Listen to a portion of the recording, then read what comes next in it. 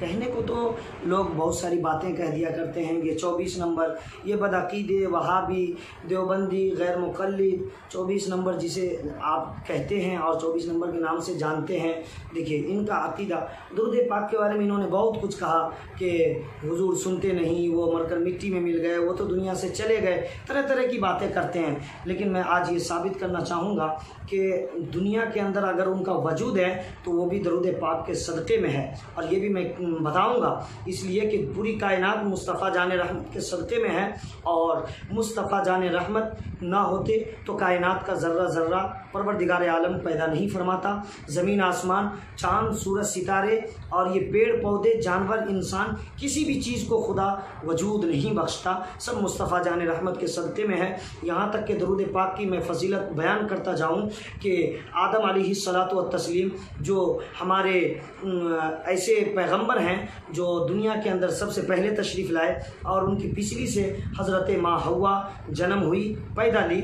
लेकिन इत्तफ़ाक़ की बात है कि हज़रत आदम के मतलब जिसमें ख्वाहिश दी गई थी, उन्हें भी शहवत दी गई। जब माँ हव्वा को देखने के बाद हज़रत आदम अलैहिस्सलातु व तस्लीम ने टच करना चाहा तो खुदा ने मना फरमाया कि आदम तुम इन्हें ऐसे ही नहीं छू सकते, पहले तुम्हें महर अदा करना पड़ेगा, तब तुम जाकर हव्वा से मुलाकात कर सकते हो। अब हज़रत आदम अलैहिस्सलातु व तस्लीम ने कहा कि परवरदिगारा मेरे पास तो कोई ऐसी चीज़ मौजूद नहीं है कि मैं महर अदा कर सकूं, हमारे पास न रुपया पैसा है, ज़ेवर व ज़ेवरात हैं और सोना चांदी है, मैं कैसे अदा करूं। जब ये फरियाद की हज़रत आदम अलैहिस्सलातु व तस्लीम ने खुदा की बारगाह में, तो खुदा की जानिब से ये आवाज़ आई कि तुमने जो अर्श आज़म पर एक नाम देखा था मेरे महबूब मुस्तफ़ा जान रहमत का, तुम्हें अगर तुम्हारे पास दौलत नहीं है, रुपया पैसा नहीं है, या कोई ऐसी चीज़ मौजूद नहीं है जो तुम हव्वा को महर में दे सको उनसे मुलाकात करने के लिए,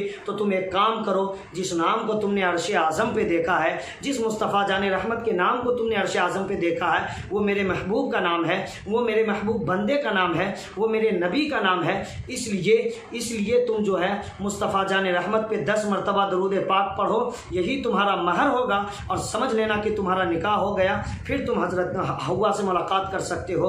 आदम अलैहिस्सलातु व तस्लीम ने यही तरीका अपनाया, 10 मरतबा दरूद पाक पढ़ा, उसके बाद खुदा ने हज़रत हव्वा से उनका निकाह फरमा दिया। उसके बाद हज़रत आदम अलैहिस्सलातु व तस्लीम ने उनसे मुलाकात की। अब बताइए ना कि हम लोग दरूद पाक के सदक़े हैं कि नहीं। दुनिया का हर कोई इंसान, हर चीज़ जो है दरूद पाक के सदक़े में है, इसलिए कि किसी भी चीज़ का वजूद परवरदिगार आलम ने दुनिया के अंदर किया। खुसूसियत के साथ जो इंसान मौजूद है वो मुस्तफ़ा जान रहमत के सदक़े में है, इसलिए कि हज़रत आदम अलैहिस्सलातु व तस्लीम ने मुस्तफ़ा जान रहमत की बारगाह में दरूद पाक पढ़ा और यही उनका महर ठहरा, करार पाया। उसके बाद जब वो दोनों मिले तब वहाँ से इंसान की तादाद बढ़ी। तो अब बताओ ना कि दुनिया का हर इंसान उसी दरूद पाक के सदक़े में है कि नहीं। लेकिन आज ये दरूद पाक पढ़ने से इनकार करते हैं, हालांकि जब हकीकत का मुताला करेंगे तो कुरान पढ़ते हैं तो वो दरूद पढ़ते हैं, नमाज पढ़ते हैं तो वो दरूद पढ़ते हैं। इसलिए मैं उनसे ये कहना चाहूँगा कि वो दरूद भी पढ़ते हैं और वो सलाम भी पढ़ते हैं, लेकिन इनकार करते हैं। अपने पेशवा की बातों में आकर वो इनकार करने की कोशिश करते हैं। वो पढ़ते ज़रूर हैं, लेकिन हमारे पढ़ने का जो अंदाज़ है उस अंदाज़ में नहीं पढ़ने की वजह से वो कहते हैं कि हम नहीं पढ़ते और ये पढ़ना दुरुस्त नहीं है। लेकिन हकीकत का मुताला करेंगे। आप बताइए ना, नमाज में वो अत्तहियात पढ़ते हैं या नहीं, दरूद इब्राहिम पढ़ते हैं या नहीं। अब बताओ, कुरान पाक की आयत में कई जगह हुजूर पुरनूर सल्लल्लाहु तआला अलैहि वसल्लम का नाम आया, तारीफ़ के हिसाब से नाम आया, तो अब वो आयत पढ़ते हैं या नमाज में नहीं पढ़ते हैं। लेकिन आप बताइए कि सब कुछ करने के बावजूद वो कहते हैं कि नहीं, हुजूर मरकर मिट्टी में मिल गए, नहीं सुन सकते, वो हमारे बड़े भाई की तरह थे। सुनिए, हम सुन्नियों का ये अकीदा है और आप भी आज यहाँ से ये अकीदा लेकर जाइए। किताबों के मुताला करने के बाद, तफासीर की तमाम कुतुब को छान डालने के बाद ये बात रोज़े रोशन की तरह आया हो जाती है कि अपने कब्र अनवर में मेरे आका करीम अलैहिस्सलातु व तस्लीम मुस्तफ़ा जान रहमत सल्लल्लाहु तआला अलैहि वसल्लम बाहयात हैं। उन्हें रोज़ी भी दी जाती है, वो नमाज भी पढ़ते हैं, वो ज़िक्र व अज़कार भी करते हैं, और वो जब हम मोहब्बतों के साथ सलातो सलाम का नजराना पेश करते हैं तो वो हमें मुलाहज़ा भी फरमाते हैं और समात भी करते हैं। इसलिए हुजूर नूर सल्लल्लाहु ताला अलैहि वसल्लम के हवाले से हमारा अकीदा कभी गलत नहीं होना चाहिए, वरना हम ईमान से खाली हो जाएंगे। इसलिए कि कलमा पढ़ लेने से कोई मुसलमान नहीं होता। हकीकत में वो मुसलमान है जिनके सीने में मुस्तफ़ा जान रहमत की मोहब्बत है। हकीकत में वो ईमान वाला है जिसके सीने में इश्क़ मुस्तफ़वी का चिराग रोशन है।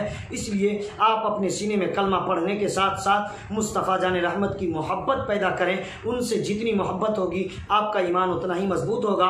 और ये याद रहे आपको कि जिसके सीने में मुस्तफ़ा की मोहब्बत नहीं वो ईमान वाला कभी नहीं हो सकता।